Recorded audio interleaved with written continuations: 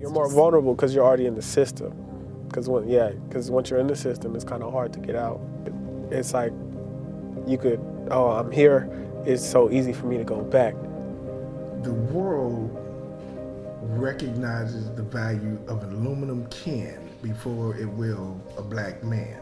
It will redeem that can for 5 cents before to redeem a black man. In Del Paso Heights, there's a group that's making sure black and brown boys and grown men know that society needs their potential fulfilled. What Brother to Brother is about to say, no, we're in the business of redeeming men. Your past doesn't dictate your future, and we're going to stand with you and walk that journey as many of us have. I was adopted. All right, you know, I grew up out here. Me and my brother, we got adopted to the Heights. We didn't have no family out here. So me, for myself, I used to come up and down the street with the homies, you know, and just do a lot of, try to get my name out there, I guess, so people respect me for me. Let him rock. Let him rock. This is the part, brother, that nobody told you.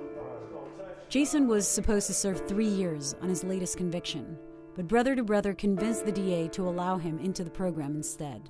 If we would have had this a long time ago, I think our neighborhood would have been a little bit better as far as what go on around here. When rock cocaine came to Sacramento, it probably was between like 84 and 86. I was just 12, 13, 14 years old. That was a bad influence for us. Selling the dope, everybody, parents get hooked on drugs, and it's like now the kids become second or third. And more damaging, this was at the height of the war on drugs, a series of policies that resulted in the mass incarceration of millions of Americans, with men of color being more likely to be stopped, searched, arrested, and convicted than white men. And according to the U.S. Sentencing Commission, black men receive sentences that are 20% longer than white men for the same crimes. They got a different set of rules to everybody. I say that. Yeah? How is that? I mean, because if I can go party to the same court date with somebody, same record, they'll probably get him 3 months in a program, and then me, send him to Pelican Bay. How does having a record impact your everyday life? I know I can't wake up and go get a good job like that, you know, like I want to, because I got a record. Even if he wanted to get into the marijuana cultivation business now, which is essentially what he was in prior to it becoming legal, he couldn't do it. So you have an expertise in something. Yes. You have a knowledge in something that could allow for you to generate wealth and work. And you can't do that because of a record for something that now is legal. Yeah. And if he went and applied for a city job, they tell him, no, we don't want you because of your past, and they close the door. Well, after a few doors being closed, who's gonna keep going to knock? And then if you don't have the job, you still gotta support yourself, you still gotta feed your family, so what are you gonna do? The only thing that you know how to do, and that's what keeps you in that proverbial trick bag.